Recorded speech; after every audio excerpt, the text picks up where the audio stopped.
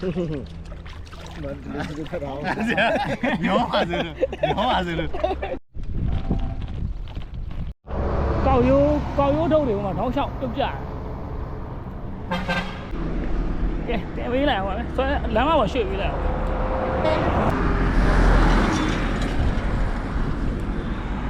ကျိုး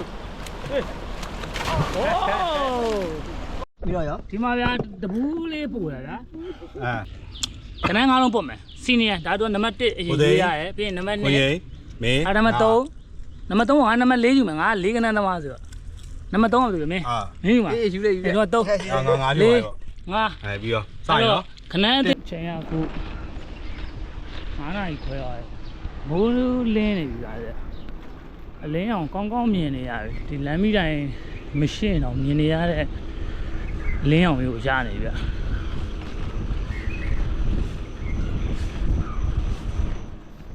နှွေဆိုတော့နေတာရှေ့မှာဟောဗျာဒါကပူလောင်အိုက်ဆက်ပြီဗျာ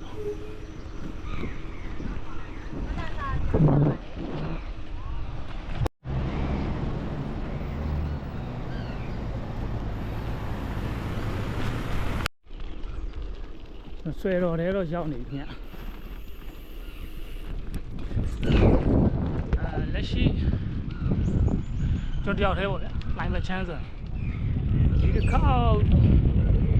ဂျမ်ပီပီချင်းမှာကဓမ္မောတော့ဆွဲထွက်နေတယ်ဟောပါလေပေါ့အချိန်နဲ့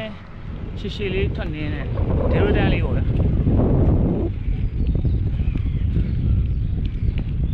ဂျမ်ပီကတော့အားလုံးကိုစီလှုပ်ရှုပ်နေကြတယ်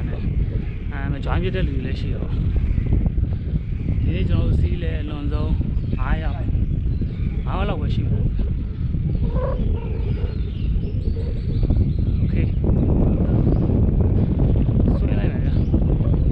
နားဒီနားပါဆွဲတော့ပြပါခ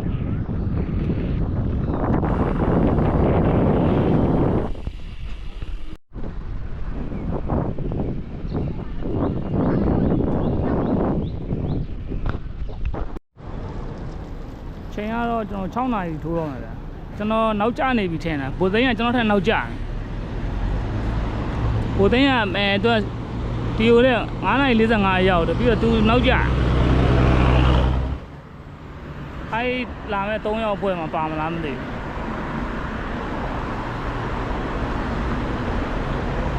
ဘိုင်လေးကိုကန်ပြီးရောက်လာပြီဘာပြောချင်လဲမသိဘူးအားရှိသေးရဲ့လေ9ရောက်လောက်တော့ရှိမယ်လေ9ရောက်လောက်ဖြစ်မယ်လေကျွန်တော်ဗျဘူးလေးနဲ့လားမစိုးဘူးဗျချီချောင်းတော့မဟုတ်ဘူးလေး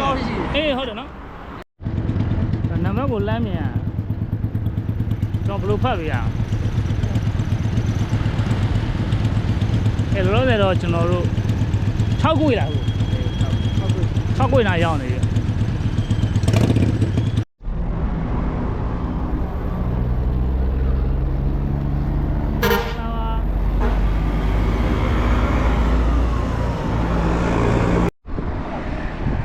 မွေတော်ထိတ်နာက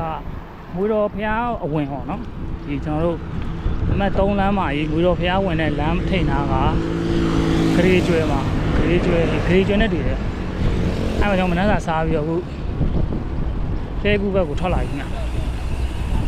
တိုတဲဒီနေ့ကျွန်တော်တို့9ယောက်ပဲရှိနေဗျကိုငိမ့်ရှိမယ်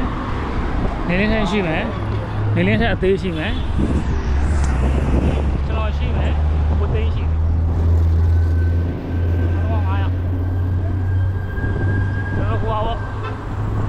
အပူရှောင်မို့တော့ကျွန်တော်အပူထဲကနေကျွန်တော်ဖြတ်နေမှာကျွန်တော်ကီလိုကလဲကူးထီကို40လောက်ပဲရှိတာဖြစ်တယ်ဆိုကျွန်တော်မှကြီးနေရတော်တော်ခွက်နေ9နာရီတောင်ခွဲနေပြီလားချိန်ကတော့မ3လမ်းမှပေါ်မှာပဲရှိသေးတယ်0မိုင်အောင်မရောက်ဘူးပူရှောင်တော့ဗျာအေးစေးရောနားနေပန်းဖြည့်နေသွားလိုက်မယ်ဗျာကောက်ရိုးထုတ်တွေဟိုမှာထောင်းလျှောက်ပြုတ်ကြတယ်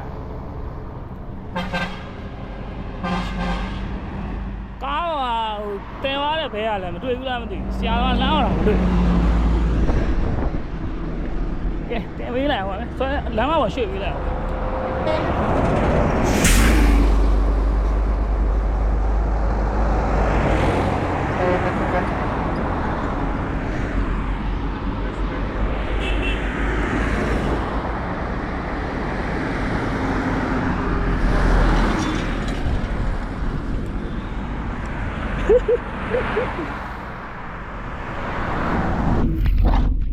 ရွှေပေးပြီပေါ့ဗျာဒါတော့ညာပေါ့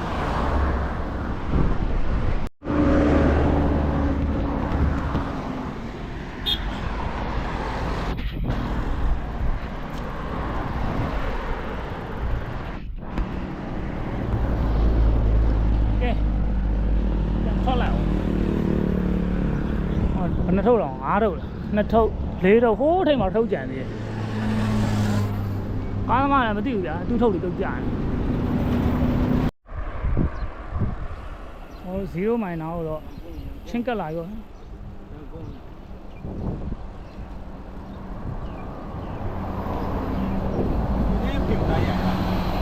ဟောကြ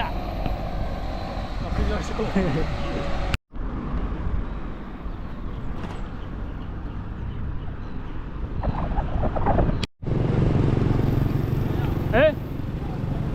ဝဲလေဘာဖြစ်နန်းဘာဖြစ်လဲဒါကြီးဆိုင်နေမယ်ဟိုလဲကူဆိုင်မုတ်ထိတ်တက်တဲ့ဆိုင်မုတ်ရောက်ပြီဆိုတာ ਨੇ ကျွန်တော်တို့နန်းတော်ဦးဆိုလားဘာဆိုလားကျွန်တော်ရှားပုံတော်ထွက်နေတာဖြစ်ပါတယ်ရှားပုံတော်ထမ်းသမားလေး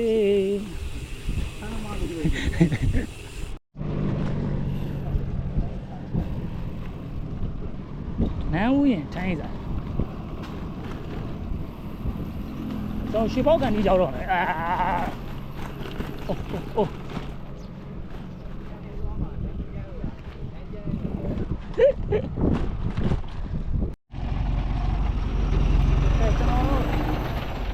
အိုးမနန်းဦးရင်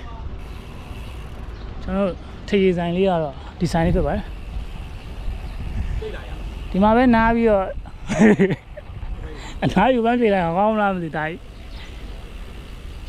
ဒီမှာစိတ်လေးအေးဝင်လာမလား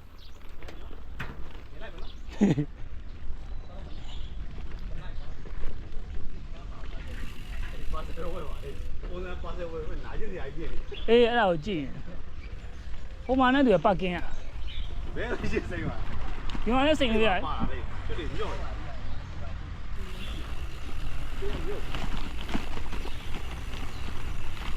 ဈေးပေါက်နဲ့တူငါတို့ကအားရ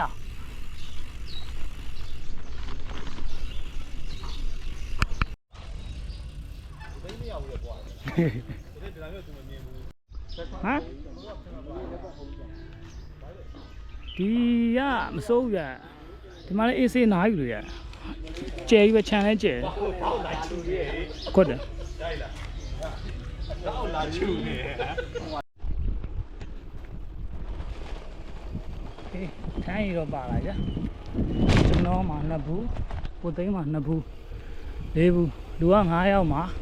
2ယောက်ကမတော့2ယောက်ကထိုင်းတယ်မှမဟုတ်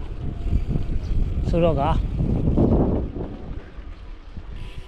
ကျွန်တော်ပဲကြည့်တာပါဗျာထိုင်းတဲလာပြီးတော့လမ်းကလည်းကစုံပေါက်နေလူပြောင်းထားတယ်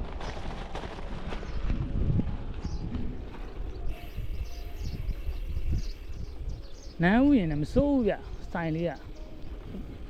နားရီလိုကောင်းမဲ့နေရာလေးပါဆွဲလိုက်ပါအောင်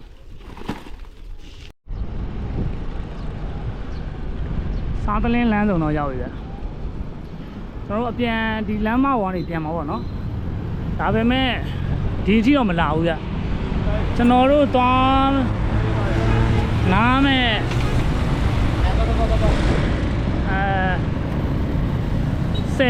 ဆယ်ဘို့လဲရှိတဲ့နောက်မှာအိမ်ရှိရပေါ့နော်အဲ့မှာကျွန်တော်နားမှာဆို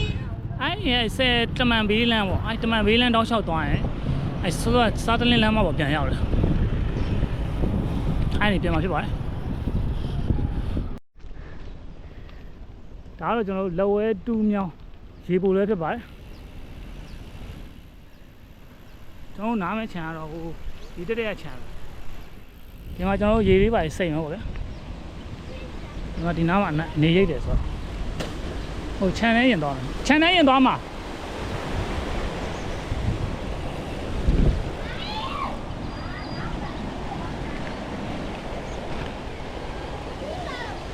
โอเคပြန်တော့ဒီလမ်းပြန်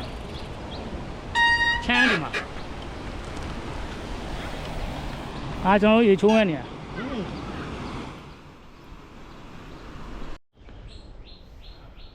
ဒါအပေါ်ချမ်းဟိုတစ်ခါကျွန်တော် blog ထဲမှာပါဘူးလားမသိဘူးလဲကူကရေစိမ်တဲ့ခြံထဲမှာဟောအဲ့တော့ကျွန်တော် blog မြိုက်လိုက်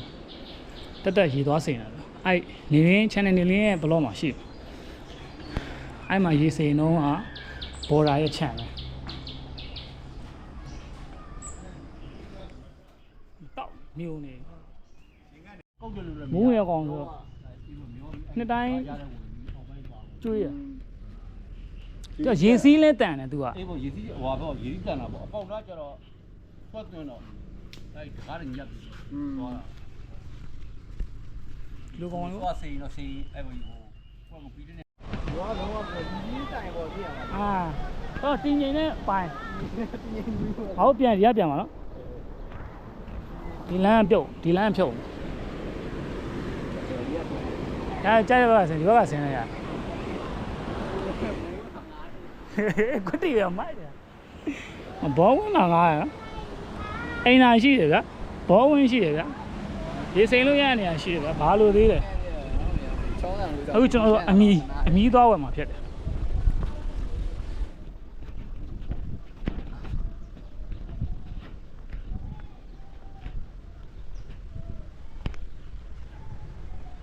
ဘာရလဲခင်ဗျအန်ဒီ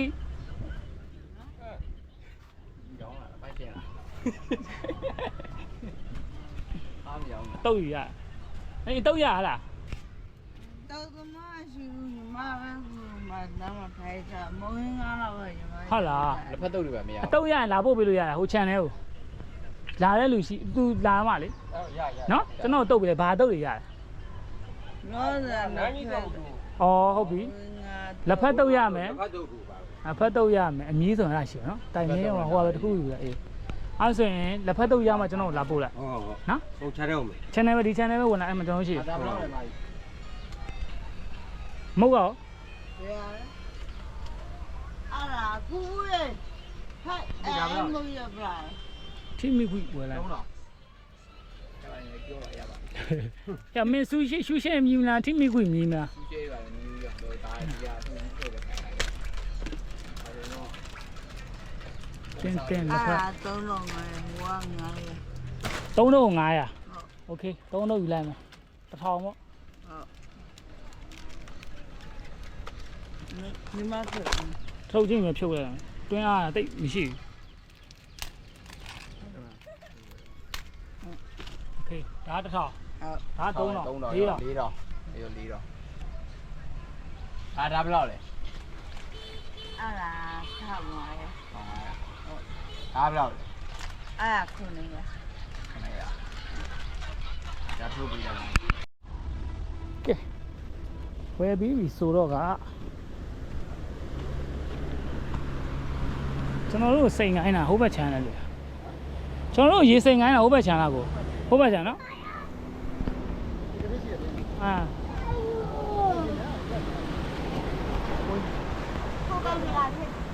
ီကနေတက်လာနေရာတော့မရှိဘူးနော်ဒီကနေတကယ်ကူးမယ်ဒီလိုတက်စရာနေရာမရှိရှိဘူးဒီနာဟိုးနာပါပဲဖြစ်တယ်ပြေကားတွေပဲဟုတ်ပါ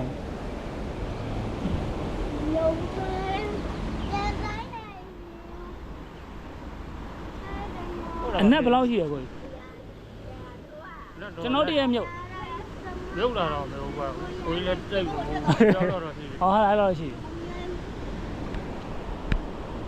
ဆိုတော့ရေစိတ်နေရတယ်ကာကြီးသမားတွေဟုတ်တယ်ဟိုမှာချိုးတာ ညက်တယ်တဲ့ ဟုတ်ကဲ့အေးပါရေစင်းတဲ့နေရာဆို အော်ထပ်ပါဒီလိုက ဟုတ် လုံးဝပိတ်ထားရင်ကြောင်းမဟုတ်ဘူးဟာပါသွားတယ် ဟုတ် ဘုရားကျော်လည်းလည်းရေးသေးပေါ့ကွာ ဟုတ်အေးပါအစီတိတ်မစင်းဘူးပေါ့ဆရာကြီးဆိုတော့နော်ပြန်ခုံ နေကြတို့ပြပြရတယ်တို့ပြပြရတယ်အပိတ်ထားတယ် ဟာဗီဒီယိုလည်းပါအောင်လို့ဘယ်တော့မှ သောလို့တို့ပြပြရတယ် ဆရာကြီးဟုတ်ပြီ 1 2 3 โอ้โหမတက်တော့ မတွေ့ရတယ်ဘာအကြည့်မလား ပြီးမှဇွန်းနဲ့ချက်လိုက်မယ်လေ ဟိုဟိုဘက်ချမ်းတော်ရောက်သွားပြီ အေးဟိုဘက်ကျန်ရောက်သွားပြီ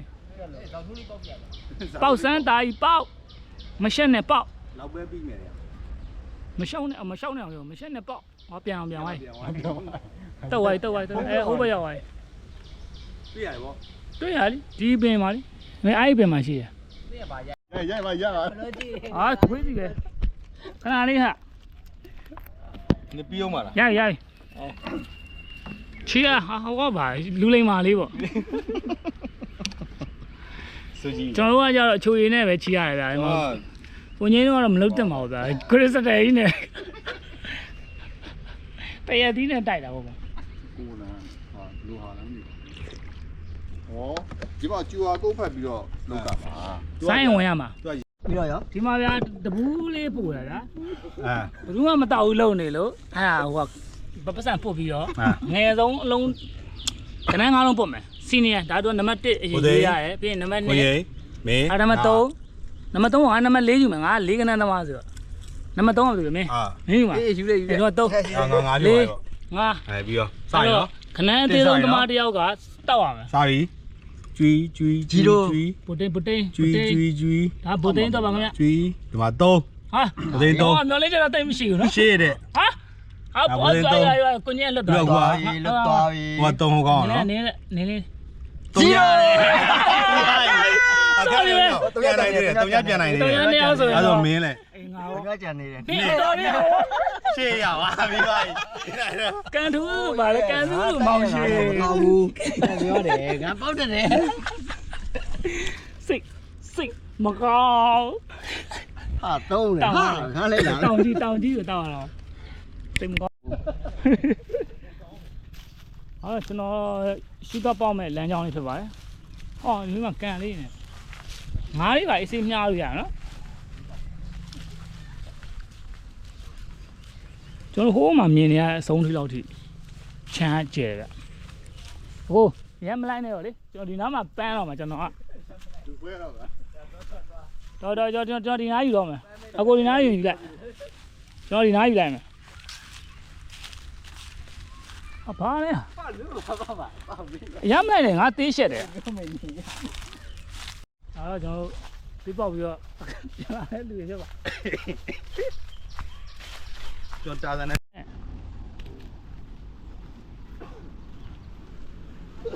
ရေစိမ်မှုကျွန်တော်တို့တွေစနေနာနေပါခင်ဗျာ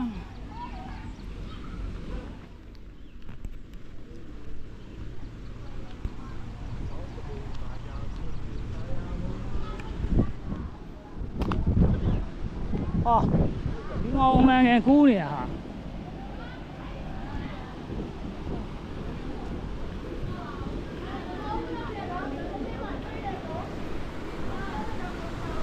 နောက်တော့နည်းနည်းရင်းငိမ့်ဟိုနှစ်ယောက်ကူးတဲ့နေရာပုံမိုက်တယ်ကိုစိတ်ငိမ့်ရအေးစေးပဲ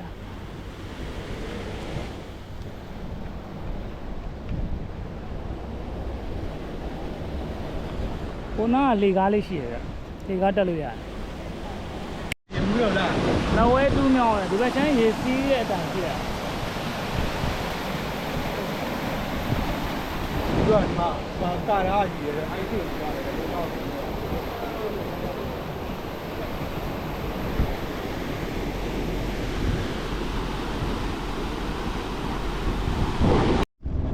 โอเคကျွန်တော်တို့စိမ်မဲ့နေရာရပြီ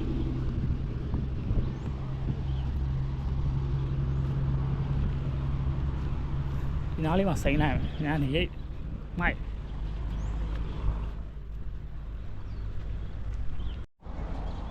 ကျွန်တော်တို့တဲအိမ်ရ ID တော့ထဲမှာဒါရန်ကုန်ပဲခူးလမ်းဟော ရန်ကုန်ပဲခူးအဲ့ရဲ့ဆယ်လေးဟိုလေအခုကောင်းလာပြန်နေရိတ်တယ်ရေလဲကြည်တယ်ရေလဲမိုက်တယ်နေလဲရိတ်တယ်အဲ့တော့ကျွန်တော်တို့နားမယ် ငါစီရီကားနဲ့ကွယ်ကိုကဝိုင်းမလားကိုကဝိုင်းဟောဒီနားရကြမလား ကိုကောင်းရကိုလည်းဘောင်းတယ်ဘောင်းတယ်ချိန်တာချောက်သွားလိုက်ကိုငင်းရတော့ဘောင်းမနဲ့ထည့်ပါတယ် ဒါတော့တည်းပါတယ် ကိုငင်းလည်းလဲနေတယ်ဒါလည်းကက်လိုက်တော့ ဒါ6ပါလေ ချောက်တယ်မြန်တယ်ဘာမှမဖြစ်ဘူးကျွန်တော်ပဲစောစောစီးစီးနားပြီးတော့ပြန်တက်မှရမှာဟိုကဘရွတ်နဲ့ရွှဲသွားလိုက်တိုင်ပတ်သွားလိုက်ကျွတ်ဆွလိုက်လေဟောမျောနေတယ်ကြီးတယ် ဟိုဒီလိုယူလိုက်တယ်ဘရက်ကို အဲမှာအကိုထိုင်နေတာခုရှိတယ်น่าစွလို့ရနဲဦး အေးမကူပါဘူးဟို ကိုမှရေးစီပဲစိန်တာ မကူ6ပေတဲ့ဒီငါးလေးတောင်မှမသိတော့ဘူး5ပေဘယ်လောက်ဟိုမှာလေ ဒီလေးခါတစ်ပိုင်းတော့စိန်လဲစိန်ပါဗော 5ပေ8လောက်ပဲ အားပဲရှိလေကြောက်တယ်ရေရောက်ဒီမတောင်းနေတော့ထွက်မှာဗောဟိုဘက်သွားအောင်ပါ ငဖဲရ တို့ဓာတ်ဖမ်းလို့မရှိဘူးနော် ဒါမင်းထိုးလိုက် ဓာတ်ဖမ်းလို့မရှိဘူးဘာမှပလန်လာတာတော့ဒီ ဒီမှာလေးကိုကျွန် တော် တော် လေးပထမပလန်လာတာတော့ဒီမှာလေးဒီလမ်းအမှသွားဒီလမ်းမန်တလေးစစ်ထားအောင်ညောပါစေလို့ ဒီဘက်ကိုရှိုးလိုက်တာအောက်ဘက်ကိုကြည့် တဲ့ဝင်ကုန်ကြီး ကိုငယ်စင်းလာပြီ အဲ့ဒီစားကြောင်းလို့ဟိုဘယ်ဟိုရဟိုရောက် မဟုတ်ရော အဲ့ပါစားမကျန်တော့ အဲဝမ်းပါဆောင်ကိုမင်းနဲ့ဆယ်တော့ရိုက်လို့ရတယ် မဲဘိုင်းကိုညင်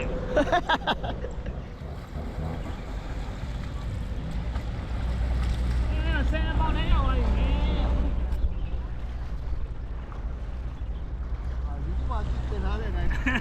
ပြန်စင်းလိုက်က ဲကိုကျွန်တော်တို့ ရေကနဲ့တယ်ရ တနာရီခွဲ2နာရီလောက်စိန်မိရဲ့နောက်ပိုင်းမှာ ရေကနဲ့တယ် ပဲကြီးတွေတော့ ရေကစိမ့်တယ်ရဟိုကောင်နဲ့တယ်ရရေရမ်းနဲ့တယ်လာနဲ့ အဲ့နေရဟာရေစိန်မို့လာတော့အဲ့နေရကောင်းလာတွေ့ ရေရမ်းနဲ့တယ်ရ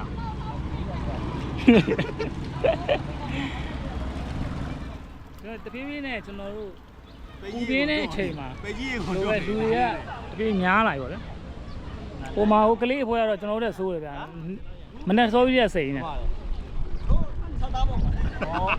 အဲ့ကျလမ်းကြည့်တာမတွေ့တာဟိုဘက်ကွယ်တယ် ကျွန်တော်လည်းစိန်လို့ဝါပြီဆိုတော့ကျွန်တော်တုတ်တော့ ဟုတ်ပါနဲ့ကွာ လမ်းပဲသွားမယ်ဟဲ့ဘာနေနေဒီရပဲသွားမယ်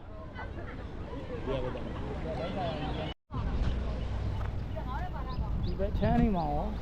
ဟိုဘက်ချမ်းနေမှာပြေးပြေးနဲ့လူရများကျွန်တော်ကတော့ဒီစိန်လို့ဝါသွားပြီဆိုတော့ခဏဟိုဝစားလေး6အောင်လုပ်ပြီးရင်တော့ပြန်မယ်ဗျပြီးရင်သမင်းစားဖို့အတွက်လည်းနင်းအောင်ပါဆိုတော့လေဒီ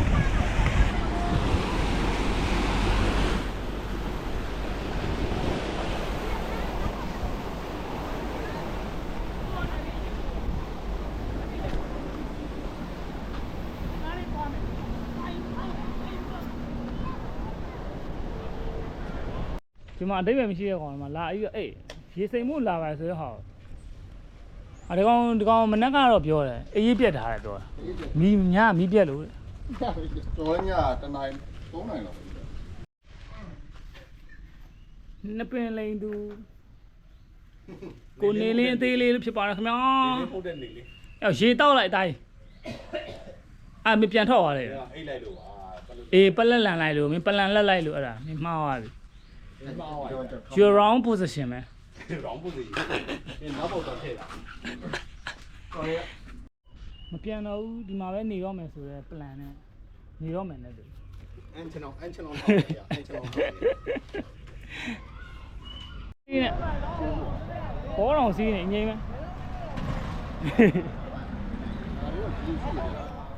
ဒီကဘီယာတိုင်းမှာကျွန်တော်တို့နေ့လည်စာစားဖို့ဖန်စီးမှဖြစ်တော့မယ်ဆိုတော့နေလင်းသေးရတယ်ပလက်ကျွတ်နေပြီဖြစ်တဲ့အတွက်သားမှညီစားလိုက်တော့မယ်တော်စိတ်ကြောင်းသွားပြီ ဒီပါလေးဟုတ်ရတယ်ပိုးတော့ဒီပဲ ပြပါတယ်ခွေးသားနဲ့ ဘာမှမဟုတ်လီဟိုလေးသမင်းရောက်ဟာရှိခုနဲ့ရတယ် စီးဘူးနဲ့လို့လား ဒိုင်တို့ကွန်မနတ်တို့ အဲ့လိုမျိုးစီးဘူးဆိုတော့ဟိုစက်တော့တော့ပွဲနော် ဝတ်ထမင်းမောင်းနှစ်ပွဲခောက်ဆွဲကြော်ကျက်နဲ့ ချက် ကျက်ဝမ်းသမင်းကြော်စီးဖူးနဲ့တစ်ပွဲ ပေးပြ60ရပေးပြ60ပေးပြ60ပေးပြချင်းတယ် အများနဲ့ထိုင်းရင်နဲ့တော်လိုက်တော့ ငါစားတယ် အတိရတိုင်းโอเคများနဲ့ကျွန်တော်တို့သမင်းမောင်းနှစ်ပွဲအရင်ရောက်ရှိလို့လာခဲ့ပါခင်ဗျာသူတော်ကောင်းလေး2ဦးပါ ဒီမှာပြန်ချပေးလို့ရလား သူတော်ကောင်း2ဦးနေရောက်လာပါပဲ နည်းတက်လို့ ဆင်းလိုက်ပါဦးမယ်ဗျာဒီဟာကကျွန်တော်တို့ပွဲကို9000ပါပင်လေစာနဲ့ဆိုရင်တော့ကွန်ဖနက်တွေဓာတ်တွေအပူပါမယ်1200ပေးရမယ် 1000တော့ဝတ်တယ်လို့ ဟုတ်လား1000ပဲခေါ်တာကွာ အဲ့လိုအဆင်မပြေဘူးဘယ်လောက်6လေးပတ်နေ တရားကြံပြပါရဲ့ကိုသိန်းတရားကြံပြပါရဲ့ဟုတ်အားတယ်ဘယ်ရီကောက်ရဘယ်ရီကဲကျွန်တော်တို့ပြန်ပြီညနေ9နာရီထိုးတော့မှာပဲနေအေးမှပဲအေးစိပြန်လာပိုကောင်းအေးလူပြန်တော့ဒီမှာတော့ညနေဆောင်ဖြစ်တဲ့အတွက်ဒီစိန်ဘက်လူပုံများလာတယ်။မာရီရောအဆက်ပြီ။ဟိုးဘာမာရီရောရှယ်ဒါဒီချာကျွန်တော်တို့နားတဲ့ချာကျွန်တော်တို့ကဒီတာယိုးတိုင်းဆက်သွားရင်စားတလင်းလမ်းဆောင်ရောက်ပါဗျ။စားတလင်းလမ်းဆောင်မို့စားတလင်းလမ်းမပေါ်ရောက်မှာပေါ့။ပြီးဘယ်ချိုးပြီးတော့ကျွန်တော်တို့အမနဲ့လမ်းမကိုပြန်ထွက်မှာ။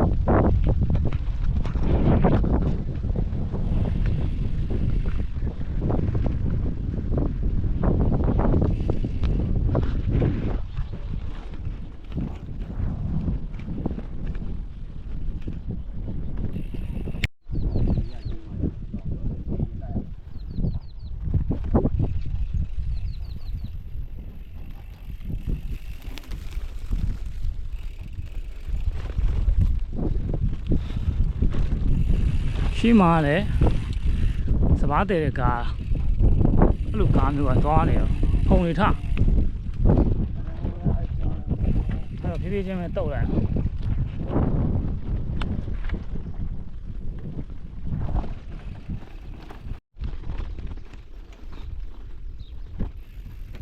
ရင်းခါမိုးတင်းတုံးကဒီနောက်ကနားခဲ့တာဟုတ်ဗျာမှတ်ပြီလားဗရိတ်တန်လေး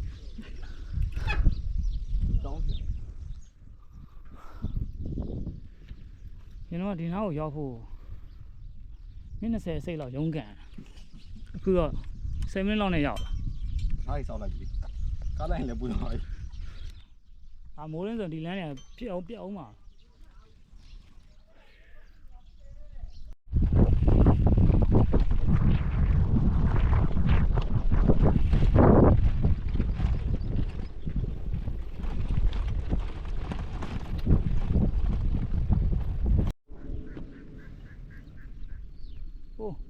ကျွန်တော်တို့ဝေးကြံရတာ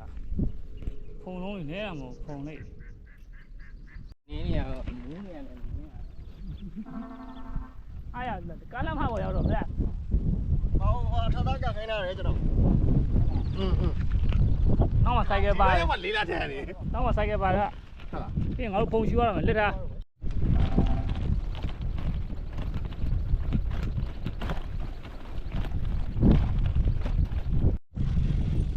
ဆိုင်ကယ်ပေးသွားလိုက်တာပိုကောင်းတယ်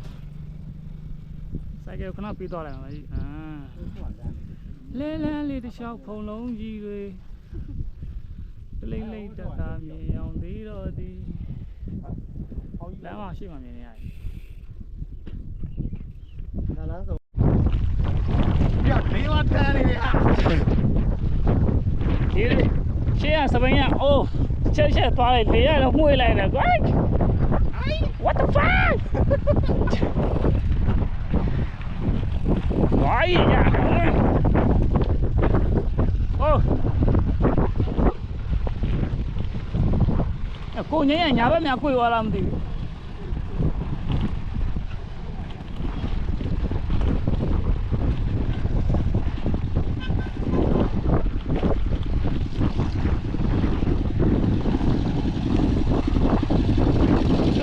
တွေ့နေပြီ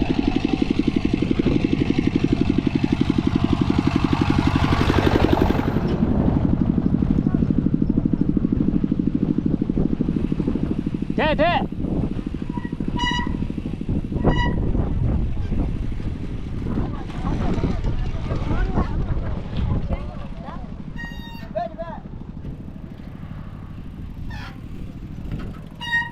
ကိုကြီးကဟိုဘက်ဆက်သွားကြလားကိုကြီးဟိုဘက်ရောက်အဲကျွန်တော်ထွက်လာတဲ့လမ်းဒီလမ်းပါကဲထုတ်လိုက်ပါဦးမယ်လေးမတရားတိုင်နေတာဟိုမိုးရွာတော့ပါဒီဆောင်ရတာ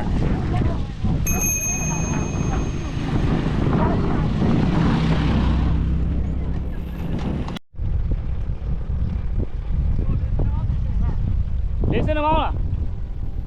ဟိုးမှာလေးစနမောင်းတိုင်ဒီကတော့အဲ့နေရာကကျွန်တော်တို့နင်းရတယ်ဖုံလန်းပေါ့အဲ့ဖုံလန်းကြောင်တဲ့ဆက်သွားရင်တော့၄000ကန်အထိရောက်တယ်အဲ့ဖုံလန်းတိုနေတိုရုပ်ရှင်ထဲမှာ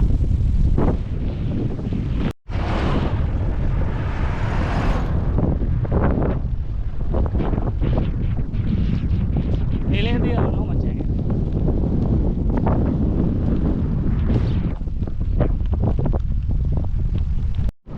ကျွန်တော်တို့ဒီရှိကချောင်းကူတရားလေးကို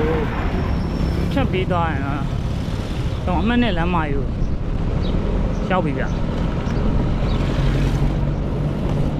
စားတလင်းရတယ်ဆိုတော့၄000ကန်ဒီကျွန်တော်ထပ်နေရအောင်ဗျ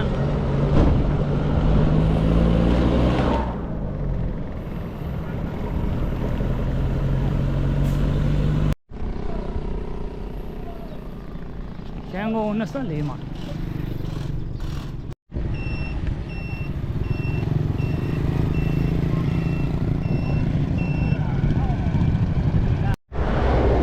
ကောင်းမောင်းอ่ะကြီးရော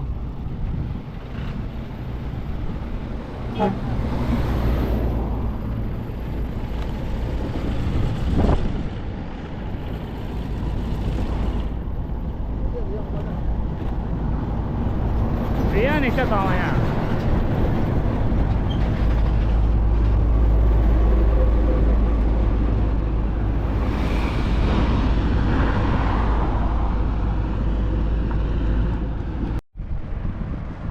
4,000ကန်ရောက်ပါပြီခင်ဗျာချစ်သူငယ်မှာကျွန်တော်တို့ခဏနားပြီးတာနဲ့စားပြီးတောက်ပြီးတာနဲ့ကျွန်တော်တို့အိမ်ကိုတန်းပြန်တော့မှာဖြစ်ပါတယ်အခုလည်းတန်းပြန်နေရပါတော့ဒါပေမဲ့လမ်းမှာကျွန်တော်တို့ဝင်ထိုင်အောင်ပါဒီလမ်းကနေပြန်ရင်ကျွန်တော်တို့ချစ်သူငယ်မထိုင်ရရင်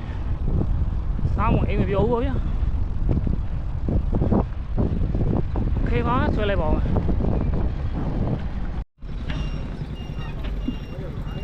ဘဝင်မနေရနေရလေရောက်ပါပြီတဲ့ဘောင်းရောပြန်တက်လိုက်ပါဒါရစောင်းကောင်းနဲ့မျက်မှန်limited နဲ့ထုတ်တာဒါရင်ရှော့တော့မတွက်စေချင်ဘူးဒါနဲ့ off road ဖြုတ်လာရအောင်ဒီမျက်မှန်နဲ့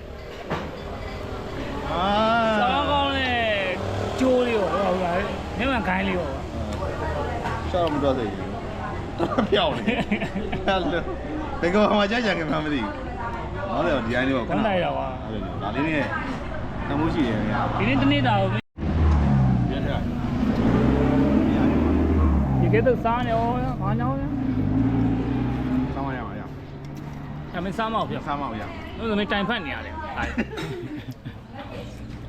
အားလုံးကကျွန်တော်ဒီကနေပဲနှုတ်ဆက်လိုက်တော့မယ်ဗျာစားပြီးတော့ပြင်တော့ကျွန်တော်အစ်စိနင်းပြန်တော့မှာကျွန်တော်ဒီနေ့နင်းနဲ့နင်းချိန်က